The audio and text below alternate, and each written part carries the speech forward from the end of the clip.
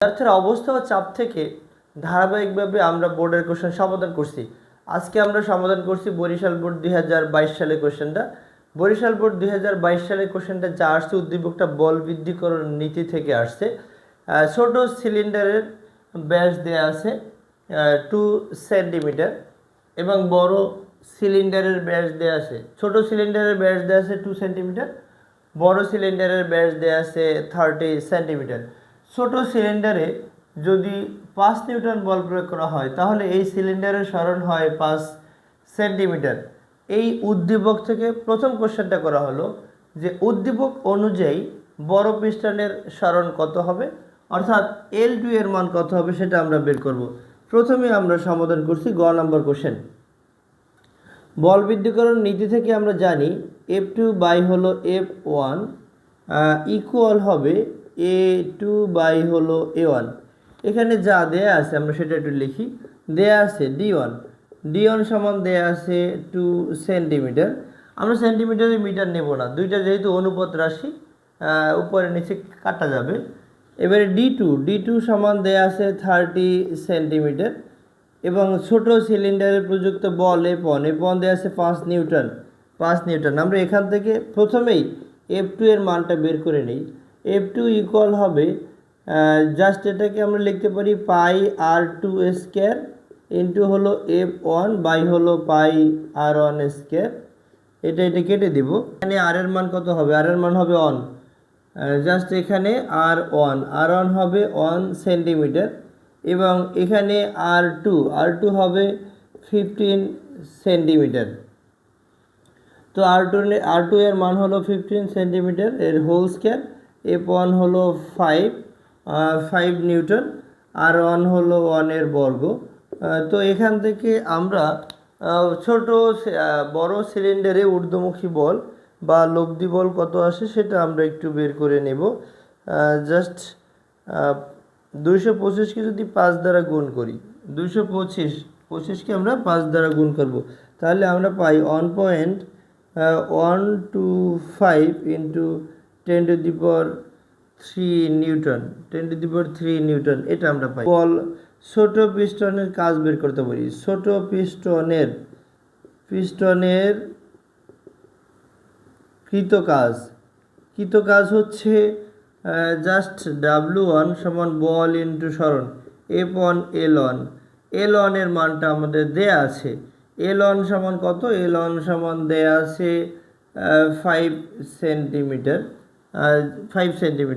তাহলে F1 হলো 5 into হলো L1ও হলো 5, মানে আমরা এটাকে 5 × 25 সেন্টিমিটার, কাজের একক তো জুল হবে। আচ্ছা, আমরা এটাকে সেন্টিমিটারে মিটারে নিলাম 0.05। তাহলে এখানে যেটা হবে 0.05 ইন্টু হলো 5, তাহলে 5 × 25, ডান দিক থেকে 2 ঘর পর দশমিক, তাহলে মানে 0.25 জুল এটা পেলাম। এবারে দেখব যে বড় পিস্টনের জাস্ট কাজের পরিমাণ কি একই হয় কিনা দেখি। ধরি ছোট পিস্টনের L1 অংশের তরল, ছোট পিস্টনের L1 অংশের তরল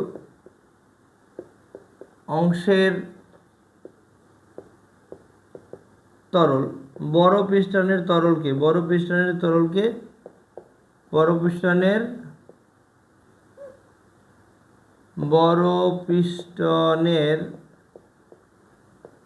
তরলের L2 অংশের জায়গা দখল করে বা ঠেলে নেয়, অংশের জায়গা দখল করে, অর্থাৎ এটাকে আমরা বলতে পারি যে V1 সমান হলো V2। তো V1 সমান হলো A1 L1, V2 হলো A2 L2। এখান থেকে আমরা L2 বের করে নেব। L2 সমান হলো A1 L1 বাই হলো A2। এখন A1 হলো পাই R1 স্কয়ার আর L1 তো এখানে আছে, আর এটা হলো পাই R2 স্কয়ার। এটা কেটে দিব। তাহলে এখান থেকে আমরা আর ওয়ান হলো 1 বর্গ, আর L1 0.05, আর R2 হলো 15 বর্গ হোল স্কয়ার করে দিলাম। তো আমরা এখান থেকে লিখতে পারি জাস্ট বড় পিস্টনের সরণটা পাই,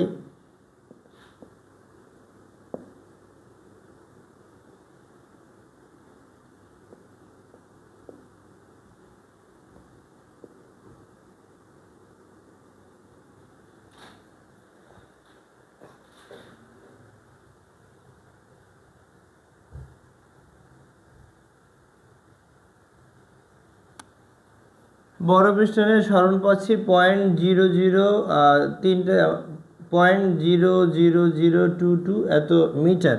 তাহলে আমরা বড় পিস্টনের কৃতকাজ দেখি। বড় পিস্টনের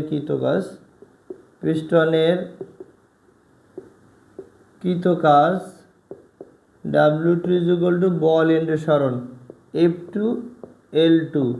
F2 এর মান হলো জাস্ট আমরা F2 এর মান পেয়েছিলাম 1.125 ইন্টু হলো 0.000222, তাহলে 1.125 ইন্টু 10⁻³ যাকে আমরা গুণ করব 0.00322 এটা দিয়ে। জাস্ট এটা আমরা পাচ্ছি 0.24975 এটা একেবারেই 0.25 জুল বলতে পারি। তাহলে দেখা যায় ছোট পিস্টনের কৃতকাজ ইকুয়াল হলো বড় পিস্টনের কৃতকাজ। তাহলে আমরা এটা জানি যে বল বৃদ্ধিকরণ নীতি অনুযায়ী উভয় পিস্টনের কৃতকাজের পরিমাণ সমান হয়। এবার আমরা একটু ঘ নাম্বার কোশ্চেন দেখি যে ছোট পিস্টনে যদি আমরা ভিন্ন ভিন্নভাবে বল প্রয়োগ করি তাহলে বড় পিস্টনে আমরা কত বল পাই সেটা একটু দেখি। যে ছোট পিস্টনে আমরা বল প্রয়োগ করার ফলে বড় পিস্টনে ঘ নাম্বার কোশ্চেন আমরা সমাধান করছি। আমরা জানি F2/F1 ইকুয়াল হলো A2 হলো A1। ছোট পিস্টনে প্রথমে F1 বল প্রয়োগ করা, এটা আমরা অলরেডি গ নাম্বার কোশ্চেনের সমাধান করেছি। F1 ইকুয়াল হলো 5 নিউটন আমরা করছি। জাস্ট তাহলে F2 কত হবে? F2 হবে এখানে A2 হলো A1 ইন্টু হলো F1। A2 হলো A2 এর মান জাস্ট এখান থেকে আমরা R2 এর মান লিখতে পারি। R2 হলো 30/2 তার মানে 15 সেন্টিমিটার, এবং R1 হলো 2/2 মানে 1 সেন্টিমিটার। তাহলে A2 এর মান পাই R2 হোল স্কয়ার, এখানে হলো পাই R1 হোল স্কয়ার ইন্টু হলো F1। জাস্ট এটা আমরা কেটে দিয়ে লিখতে পারি R1, আর R2 এর মান হলো 15 হোল স্কয়ার ইন্টু হলো F1 মানে 5 নিউটন, আর এটা হলো 1 এর বর্গ। তাহলে এখান থেকে আমরা প্রথমে যেটা পেয়েছিলাম জাস্ট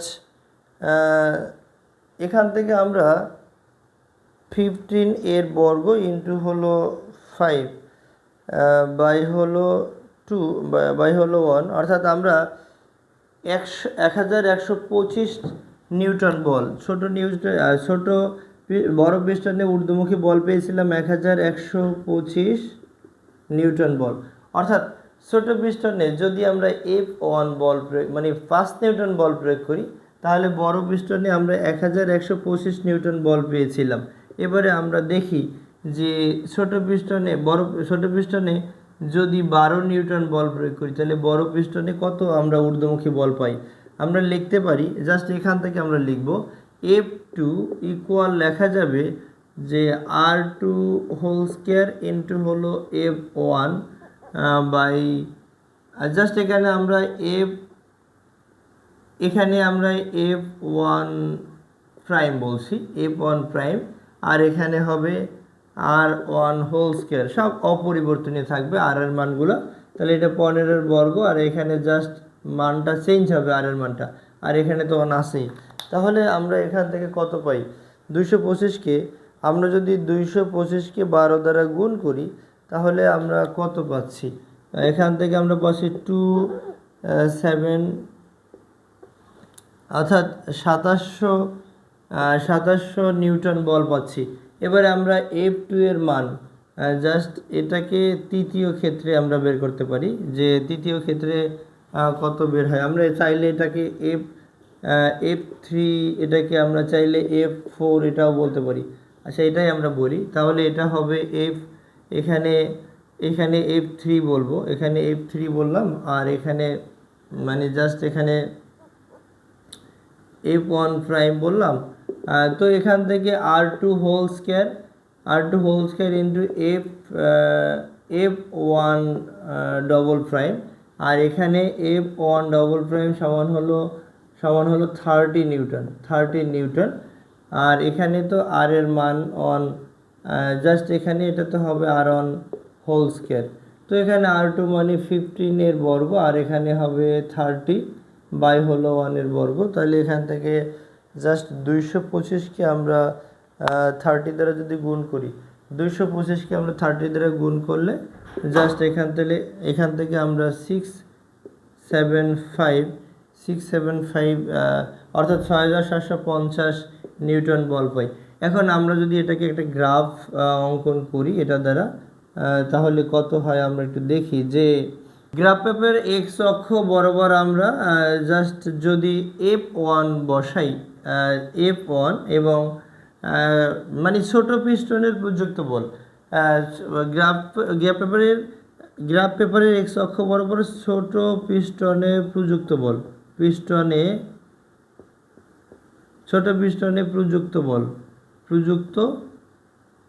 বল এটা বসালাম, এবং জাস্ট এখান থেকে আমরা ওয়াই অক্ষ বরাবর পাবো বড় পিস্টনে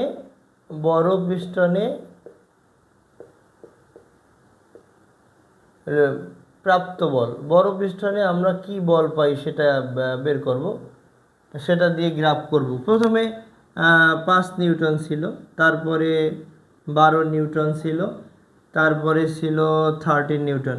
আমরা ধরে নিলাম যে 5 নিউটন যখন ছিল তখন 1125 নিউটন বল আমরা পেলাম। এটাকে আমরা ধরে নিলাম এটা হলো 1125 নিউটন ঊর্ধ্বমুখী বল। এবারে দ্বিতীয়টার ক্ষেত্রে আমরা যদি বের করি, দ্বিতীয়টা ছিল জাস্ট যদি আমরা ছোট পিস্টনে 12 নিউটন বল প্রয়োগ করি তাহলে দ্বিতীয় পিস্টনে আমরা পাচ্ছি 2700 নিউটন।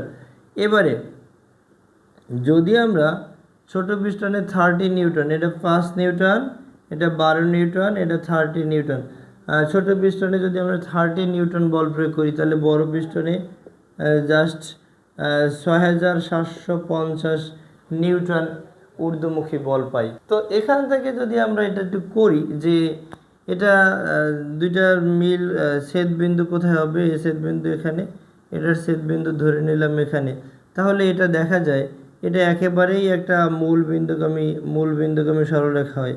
অর্থাৎ এখান থেকে আমরা বলতে